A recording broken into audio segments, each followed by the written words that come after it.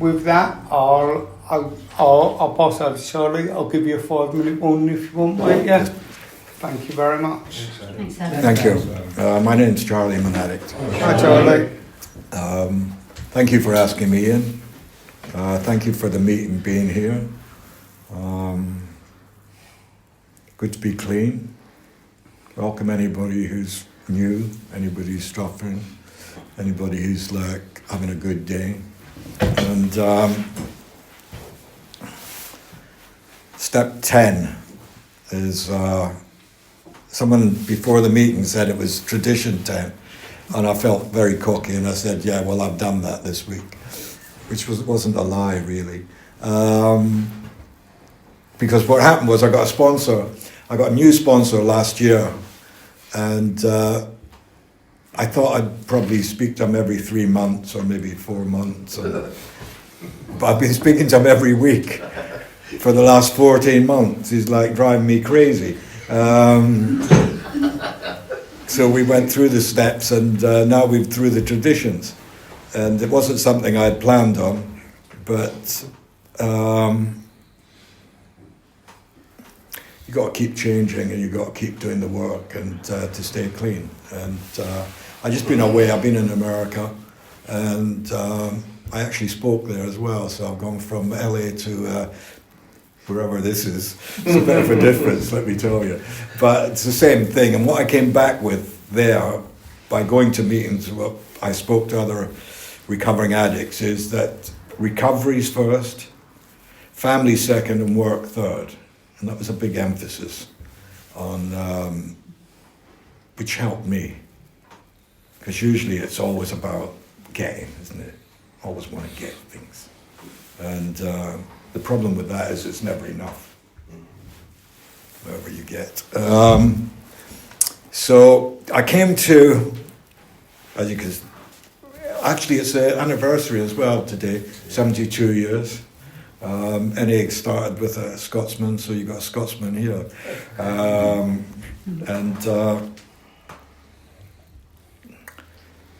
I came to NA 1982, and I had a look around and took everybody's inventory, probably like you're doing with me, and not for me. I mean, how can this help me? What can you get here? How can you sit in a room and get clean? And so I had to go back out and do some more research. And to be honest, this is the end of the road. This is it. After here, there's nowhere else. I mean, where else do you go? You go to rehab, then they tell you to come here. You go to see your therapist, they tell you to come here. Go and see your doctor, do you come here? And so eventually a miracle happened.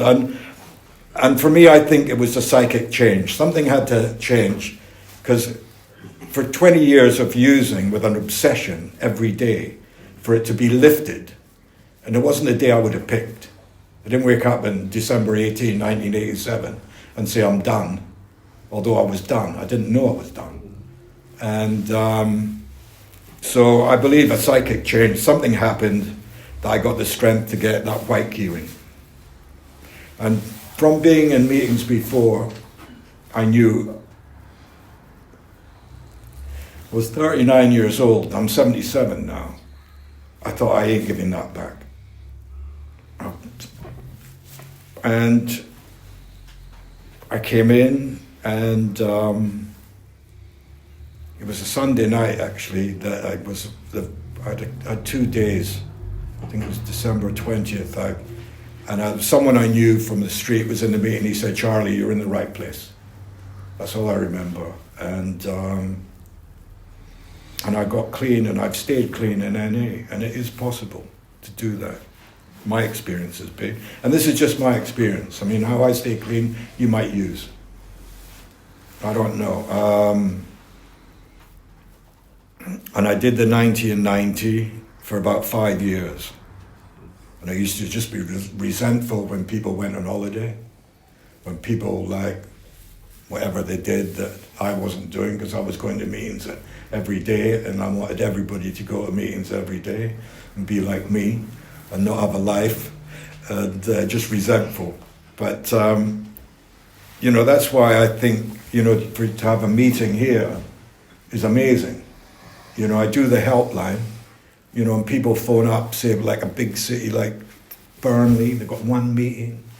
Well, I live in Notting Hill. I have 2-3 meetings every day I can walk to. So I'm spoiled. It wasn't always like that. In 82, 83, we had 6 meetings a week in London. In London, which was the UK. And I think one in Dagenham. And I shared that, and someone said I wouldn't even go and score in Dagenham. So, and it's good to laugh as well. I mean, I'm quite serious about how I work this program, but you've got to have some fun.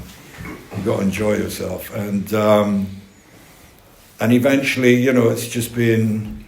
I think there's 400 a week, 400 meetings a week, 600 on Zoom maybe, and people still use.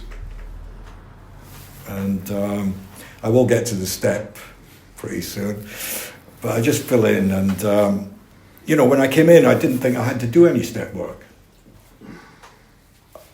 I didn't think I had to do anything, really. I just wanted to feel good every day, and not use and feel good every day.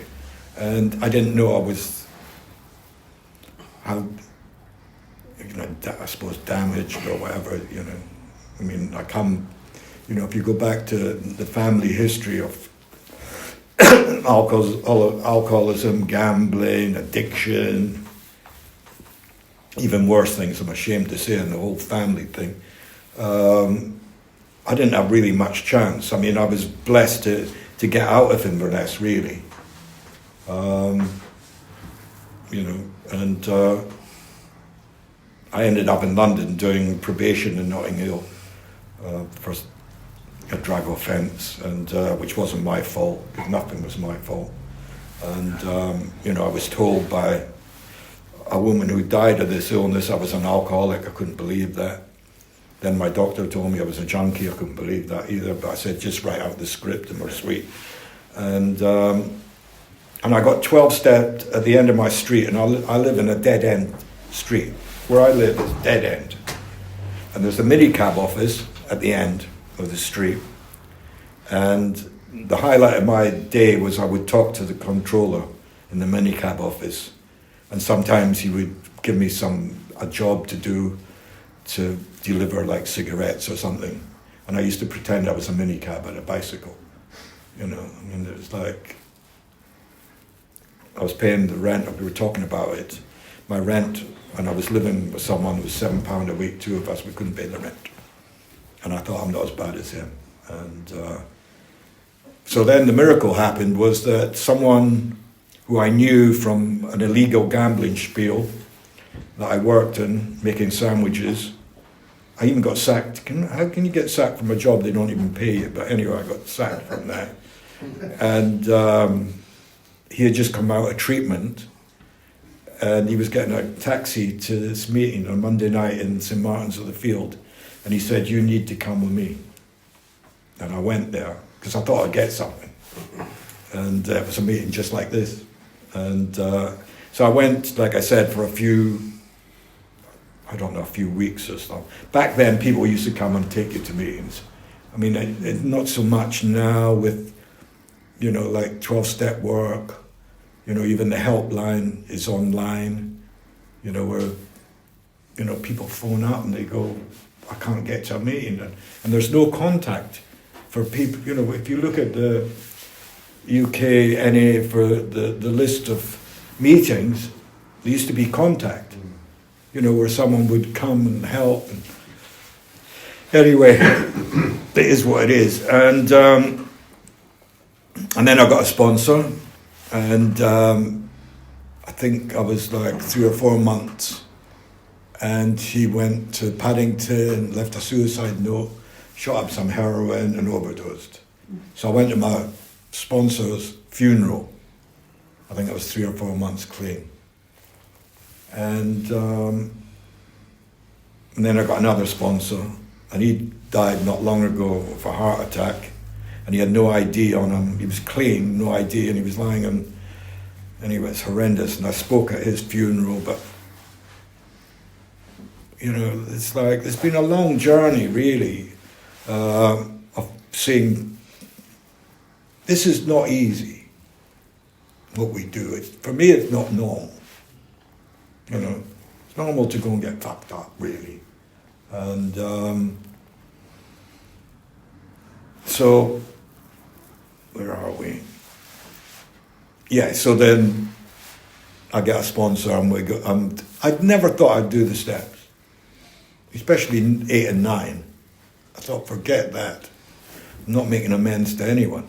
And then doing service, and one thing that I found with me, I'm quite competitive. So if I'd hear someone saying they were doing a step 3, I'd think, So I thought, I better do that. Or if someone started making a tea, I'd think, I might make a tea. You know, I'm never first, but like, anyway. I'll get onto the steps now, because I feel quite good. When you've got a sponsor and you're working the program, it does feel much better than not having a sponsor and not working the program. You just get resentful. You know, even Friday I went to a meeting, and it was great what you shared out about, you know, no vaping. You know, I see 2 people in the meeting, they're like, oh, these things, they're not like, they're not the little ones, they're like proper, you know. I don't know what that's about, but I was taking their inventory anyway. I think I know what it's about. It's not even about that, it's something else. They said something not nice to me when the pot was going round. So, it's amazing how you can hold on to a resentment. Anyway, I'll do this quickly as well. The first 3 steps are the foundation. Okay, and when I came in, there wasn't this. This for me is like, good luck. I do, and I have worked it, but that is something else, that book, isn't it? I mean, please. That book actually was, I might be wrong, was, when it first came out, it was, if say you had a sponsee in the Outer Hebrides or something, you would work like that. You would do that with them. But anyway, it is what it is. And and you know, this step 1, give me 6 examples and stuff. It doesn't come from NA, that comes from treatment centres. And I love, whatever anybody gets clean, I have not a problem with, you know. So the first 3 steps are the foundation. You know, I was always part of step 1 I wouldn't use. My life's always been a bit crazy anyway. Insane, I don't need a drug to be insane, believe me. Just ask my wife, you know. I can spout all this stuff. She says she doesn't know anyone who's in their head more than me. Even today we were doing a Pilates reformer, and she said, where are you? I said, I'm thinking about this step 10. You know, it was great last night lying in bed. I was like, applause and everything. You know, and then the higher power, the step 3 has been, I haven't got a problem with higher power. Because of that, if you can't stop using and one day you get clean, there's something got to be, for me, bigger than me. Because it just doesn't make sense.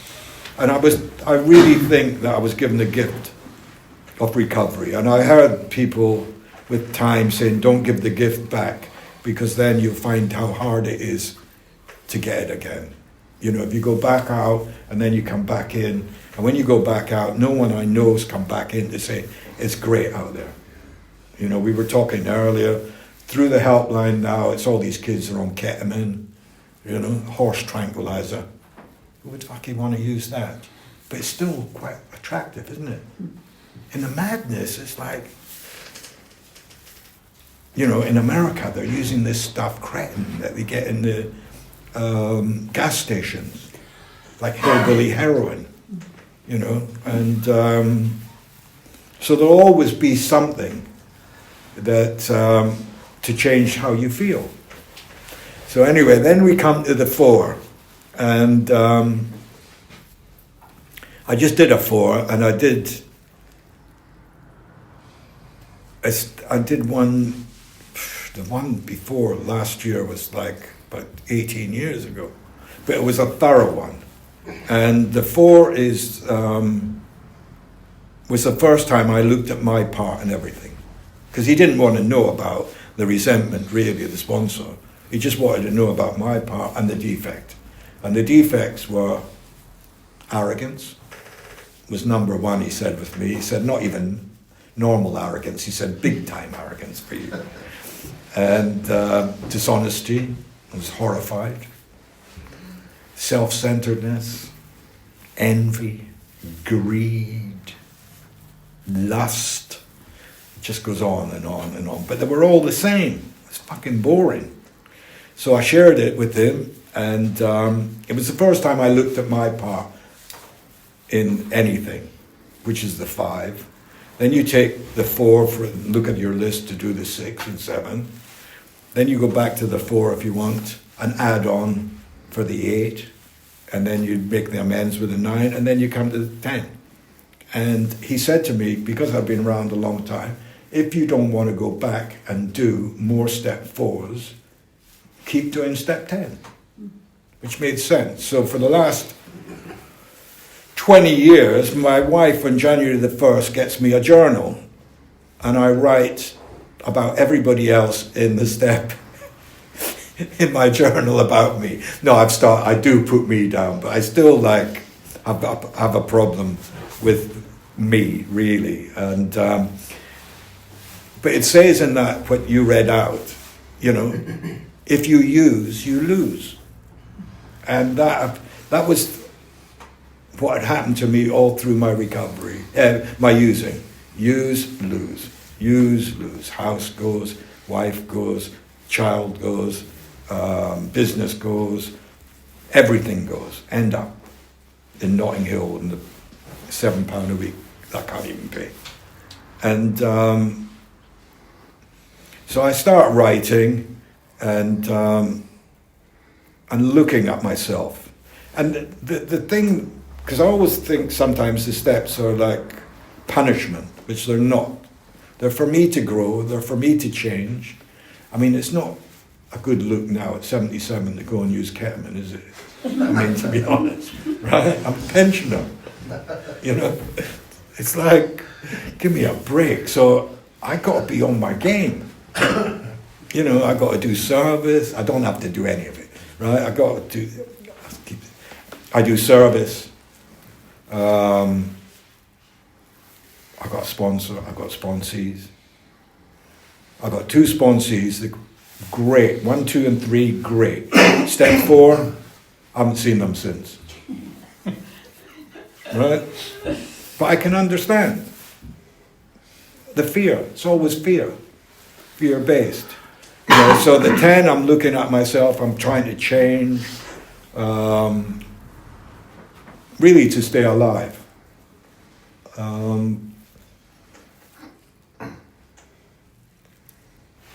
Higher power. Not that to get. Would I say I'm resentful? Most of the time. And the thing is, I'm resentful at people that do the same things as I do. You go on the bus and someone's talking loud on their phone, right? You think, how dare you? I do it. I do everything that, I don't know if you got it, you spotted you got it. But, so it's to try and be loving and kind, pray for people that piss you off, and,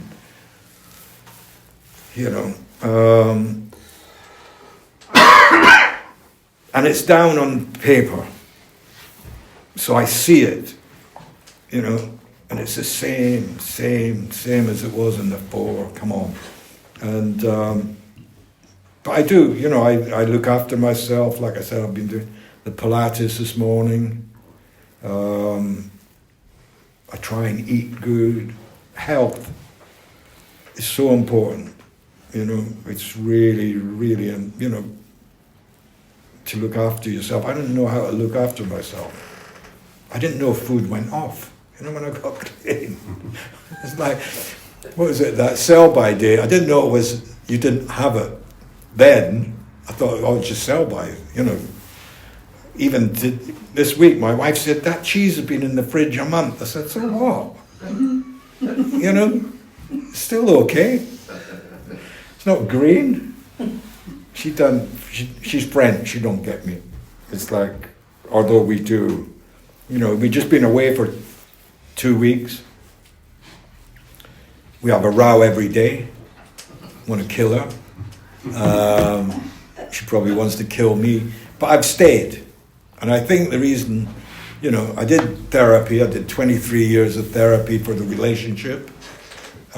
Because, to be honest, no offense, but, you know, there's not many role models in this fellowship, really, that you would think, I want what they have.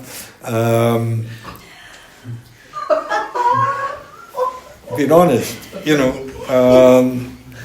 So I retired the therapist after 23 years. She's like, fuck it, I've had enough.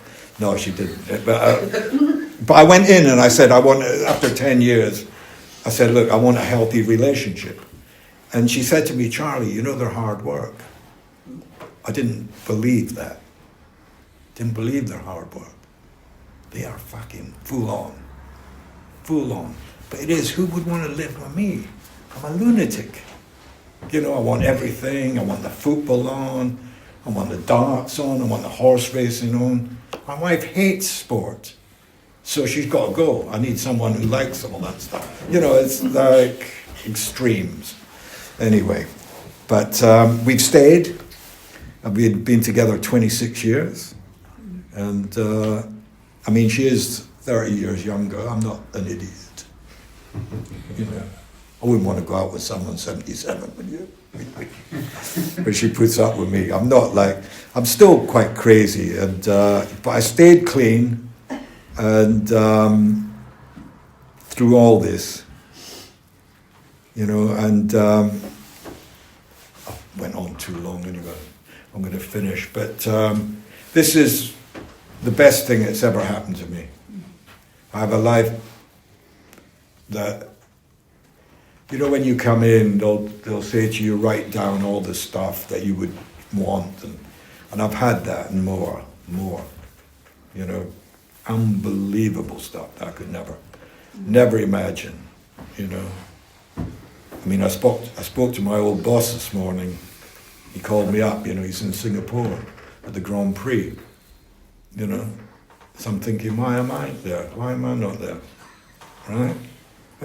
What are you doing without me? But anyway, I'm here in Braintree. And I told him that. He said I deserve a medal. Anyway, it's good to be here. And, you know, you've got to keep this going. You know, thank you. Nice one, thank you, Charlie, mate. Thanks, Charlie.